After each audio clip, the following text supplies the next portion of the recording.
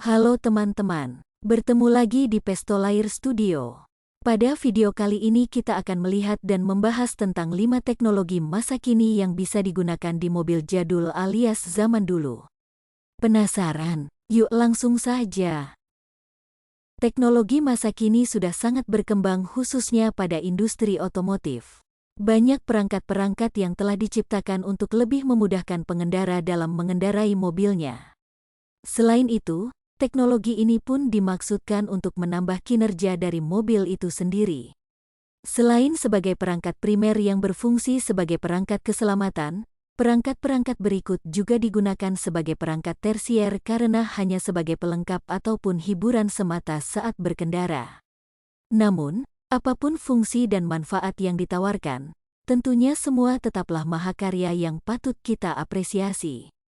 Dan berikut Pestolair Studio akan membahasnya.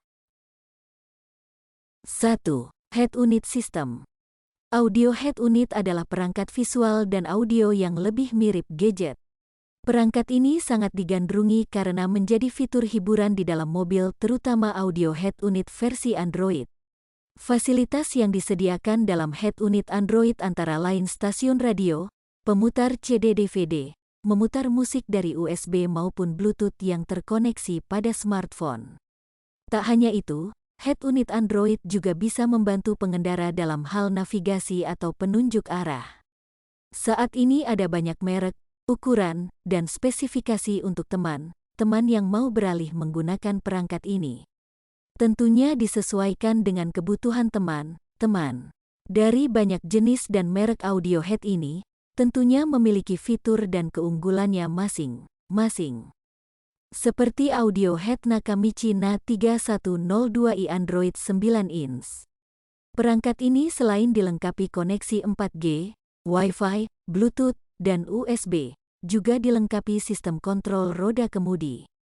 Juga Nakamichi NA312i juga bisa diinstal dengan berbagai aplikasi Android seperti WhatsApp, Twitter, Facebook, Spotify, YouTube, Netflix, dan masih banyak lagi. Ada juga audio head bermerek Sansuisa 5200i Android 9 inch. Perangkat ini sudah dipasang fasilitas GPS, wireless mirroring untuk iOS dan Android, Bluetooth, USB, Wi-Fi, kontrol roda kemudi, bahkan subwoofer output. Fitur kamera mundur dan kamera depan juga sudah ada di head unit ini. Namun kekurangannya head unit Android yang menggunakan layar 9 inci dengan touchscreen ini hanya dapat terintegrasi dengan Android OS minimal generasi ke-10. Nah, ada juga head unit yang mendukung sistem operasi Android dan iOS milik Apple, yaitu Sony Savva X5000 Android 7 inch. Namun memang harganya lebih tinggi daripada head unit sebelumnya. 2. Sensor dan kamera parkir. Untuk memudahkan teman-teman dalam melakukan parkir, sebaiknya teman-teman menyematkan fitur sensor parkir. Teknologi ini sangat berguna untuk memudahkan ketika teman-teman ingin memarkir kendaraan dengan aman karena akan memberi peringatan jika ada objek atau kendaraan lain di belakang sehingga dapat berhenti sebelum menyentuh atau menabrak objek tersebut. Sensor parkir ini umumnya berbentuk sensor infrared yang bekerja dengan sensor gelombang ultrasonik. Sinyal yang dipancarkan nantinya akan ditangkap oleh sensor kemudian disampaikan ke pengemudi melalui bunyi atau lampu pada monitor LCD yang ada pada dashboard. Untuk jenis mobil saat ini, terdapat 2 jenis sensor parkir yang biasa digunakan pada kendaraan. Kedua jenis tersebut adalah sensor parkir elektromagnetik dan sensor parkir ultrasonik. Electromagnetic Parking Sensor merupakan jenis sensor parking yang biasa digunakan untuk mobil keluaran terbaru. Sensor parkir jenis ini bekerja dengan mengandalkan gelombang elektromagnetik yang dipancarkan dari sensor dengan bentuk seperti selimut. Sensor ini akan mendeteksi objek atau kendaraan yang kemungkinan bisa bersentuhan dengan bodi mobil Anda. Sedangkan sensor parkir ultrasonik biasanya dipasang pada bagian bumper belakang kendaraan dengan mengandalkan 4-6 buah sensor. Cara kerja sensor mundur ini adalah dengan menggunakan pancaran gelombang ultrasonik di mana saat mendeteksi objek asing maka gelombang ultrasonik akan dipantulkan jika benda berada di jarak pantul sensor ultrasonik di kendaraan tersebut. Cara kerja kedua jenis sensor parkir ini sebenarnya hampir sama. Perbedaan ada pada jenis-jenis gelombang yang dipancarkan, yaitu gelombang elektromagnetik dan gelombang ultrasonik. Saat posisi transmisi di gigi R atau mobil dalam posisi mundur, maka sensor parkir tersebut akan aktif secara otomatis.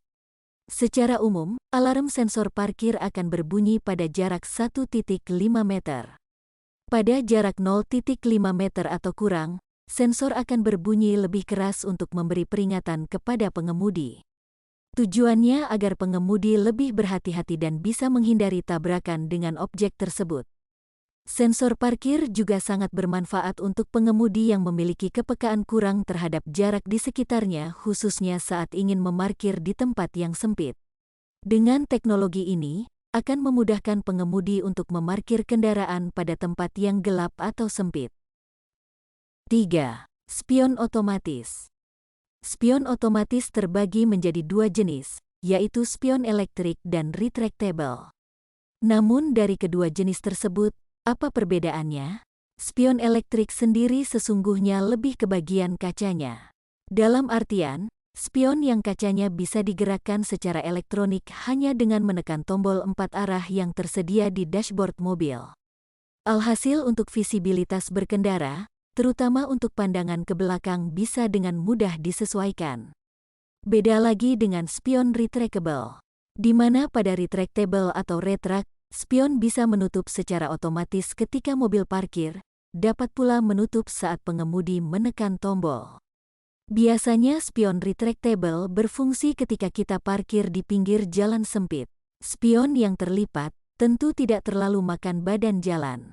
Fungsi lain bisa memudahkan ketika mobil berpapasan dengan mobil lain di jalan sempit.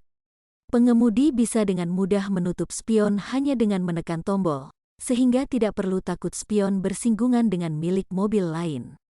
Kemudian pada spion retract, kamu tidak boleh melakukan penekukan spion secara manual alias dilipat pakai tangan. Hal ini justru akan merusak mekanisme dari spion tersebut. Selain fungsi, perbedaan spion elektrik dan retractable terletak pada segi tombolnya. Pengaturan untuk spion elektrik umumnya menggunakan tombol 4 arah, yakni kanan, kiri, atas, dan bawah. Selain itu ada panel switch untuk memilih kaca spion kanan atau spion kiri yang mau digerakkan.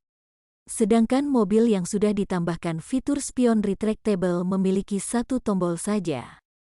Tombol itu berguna membuka dan menutup spion secara elektronik. Buka tutup spion ini juga bisa dilakukan dengan remote.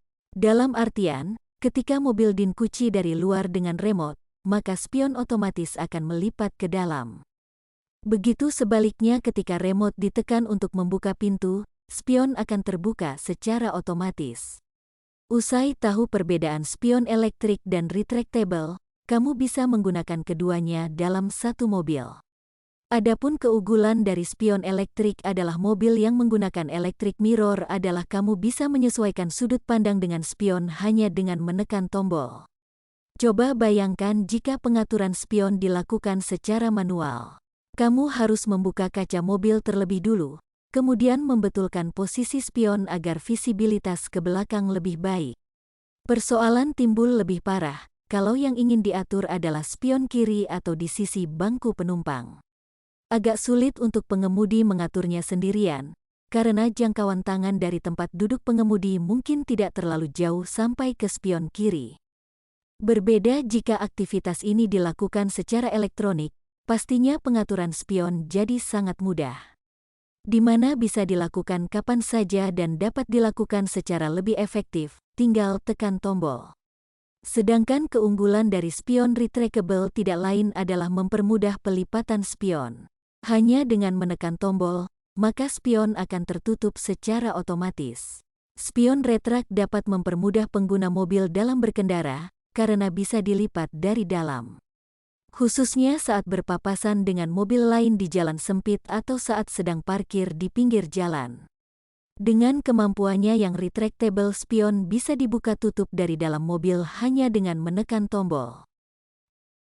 4. Lampu LED. Lampu LED untuk mobil mulai banyak diincar guna menunjang visibilitas berkendara pada malam hari. Hal ini kerap dilakukan oleh para pemilik mobil yang masih menggunakan bohlam utama di lampu utamanya. Secara fungsi harus diakui LED punya pendaran cahaya yang jauh lebih baik dibanding bohlam. Hal inilah yang membuat maraknya modifikasi pemakaian lampu LED untuk mobil jadul. Kebutuhan akan penggunaan lampu LED pada mobil ini membuat banyak perusahaan berlomba-lomba untuk membuat lampu LED terbaik versi mereka masing-masing. Olehnya itu, banyak merek dan jenis lampu LED yang bertebaran di pasaran otomotif mobil saat ini. Seperti merek Osram tipe XLZ New Gen. Merek asal Jerman ini termasuk ke dalam salah satu jenis lampu premium yang mudah ditemui di pasaran. Di berbagai platform online, Osram XLZ New Gen ini dijual dengan harga bervariasi mulai dari Rp590.000-an. Menurut klaim pabrikan, LED ini bisa menghasilkan cahaya 120% lebih terang dibandingkan bohlam biasa. Sementara jarak pendarannya bisa lebih jauh, mencapai 115 meter. Keterangan dari LED ini diklaim setara dengan 6.000 K dengan warna putih kebiruan. Selanjutnya, ada produsen lampu yang sudah cukup terkenal yaitu Philips. Salah satu yang direkomendasi adalah tipe Ultinon Essential G2. Harga yang ditawarkan untuk lampu ini berkisar di Rp660.000-an atau lebih mahal dibanding Osram XLZ New Gen. Karakter cahaya yang dihasilkan dari lampu ini lebih cenderung ke arah putih, sehingga sering digunakan bagi mereka yang menyukai cahaya lampu modern. Menariknya, lampu LED untuk mobil ini sudah dibekali dengan fitur Dual Heat Dissipation Mechanism. Dalam fitur tersebut terdapat kipas yang akan mendinginkan lampu ketika sedang menyala.